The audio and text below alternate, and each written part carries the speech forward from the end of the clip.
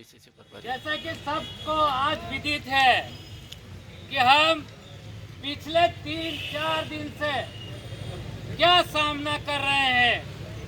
23 तारीख को सुबह 8:30 बजे के आसपास एक घटना होती है और उस घटना के तुरंत बाद वहां के आसपास के सर्व समाज के लोग जाते हैं और हम गोली नहीं उठाएंगे ऐसा करके वहां रोड पे बैठ जाते हैं। फिर वही सर्व समाज के लोग बड़े जोर शोर से कि खून का बदला, खून के नारे से शुरुआत करते हैं। फिर जिस समाज का व्यक्ति जिसकी दुर्घटना हुई थी और मौत हुई थी, उस समाज के लोगों को, गांव के आसपास के लोगों को पता चलता है तो समाज के लोग जाते हैं।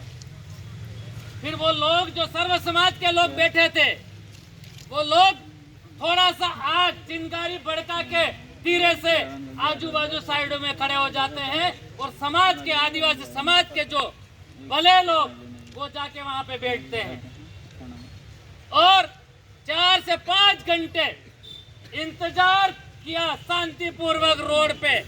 किसी ने किसी भी प्रकार की कोई भी ऐसी गतिविधि नहीं करते हैं जिससे कि किसी भी प्रकार की कोई भी जन हानि, सार्वजनिक रूप से हानि होवे। पर 5 घंटे तक प्रशासन से किसी भी प्रकार का कोई भी आला अधिकारी उनकी पूछताछ, उनसे किसी भी प्रकार की बात करने के लिए नहीं जाता है।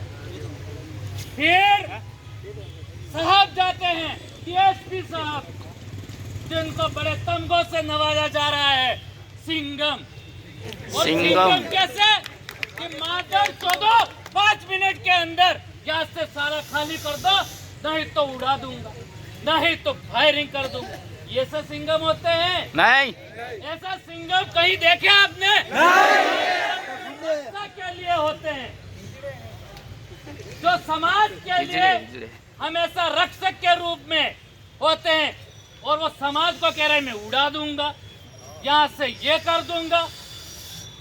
ऐसे सिंघम नहीं होते हैं। ऐसे वही लोग बोल सकते हैं, ऐसे वही अधिकारी बोल सकते हैं जो अपने आप में कायराना हरकत करने के लिए प्रसिद्ध होते हैं। और फिर क्या होता है कि वो आनंद फानंद में जोश में बोल गए और फिर जाके हमारे जनप्रतिनिधि जो शांतिपूर्वक बैठे हुए, जो किसी भी प्रकार की कोई भी इलीगल बात नहीं कर रहे थे, उनको गमछा पकड़ के उठाते हैं, खींचतान करते हैं।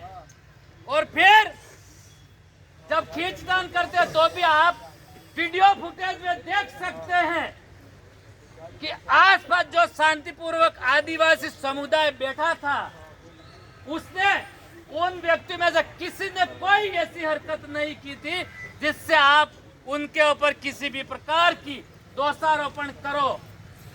सही है। और बाहर जो कुछ ऐसे लोग खड़े थे जो किसी के नहीं थे, वो किसी का भला नहीं चाहने वाले थे, वो केवल और केवल हम आदिवासियों को जो शांतिपूर्वक संवैधानिक दायरे में रहकर अपनी मांग रख रहे थे, उनको ही निशाना बनाने के लिए खड़े थे और उन लोगों ने पथराव शुरू किया था।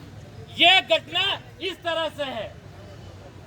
और तो और हम प्रशासन से भी कहना चाहते हैं और विशेषकर पुलिस प्रशासन को कि पुलिस प्रशासन हमारा सबसे भरोसेमंद प्रशासन है। अगर किसी भी प्रकार की कोई घटना होती है तो सरकार और जनता के बीच में मध्यस्थता स्थापित करने के लिए पुलिस प्रशासन होता है, नहीं कि डराने के लिए। और खुद ही आप मध्यस्थता निभा सकते हो, किसी को डरा नहीं सकते, किसी को भगा नहीं सकते। आपका काम क्या बनता था? यहाँ पर भी हमारे ऑफिसर खड़े होंगे, आपसे भी हम निवेदन करते हैं कि आपका काम मध्यस्थता था, वहाँ पे समझौतावादी विचारधारा करनी थी। यहाँ तक कि वहाँ पर बैठी हुई जनता को अगर आप शांतिपूर्वक समझाते और आप सरकार और जो घटना में जो शामिल थे उन लोगों के बीच में अगर आप समझौता की बात करते तो शायद बात बन जाती, पर आपने ऐसा नहीं किया। आपने जस्ट उसका उल्टा किया और घटना का रूप दूसरा दे दिया।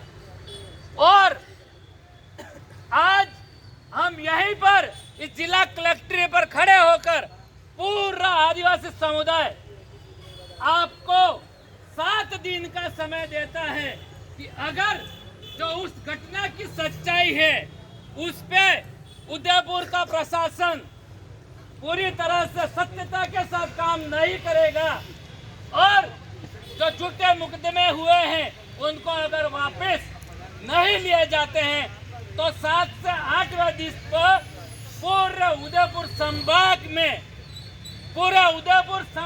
में व्यापक आंदोलन किया जाएगा, धरने प्रदर्शन किए जाएंगे। और मीडिया कर्मी, आप लोग लोकतंत्र का चौथा स्तंभ है।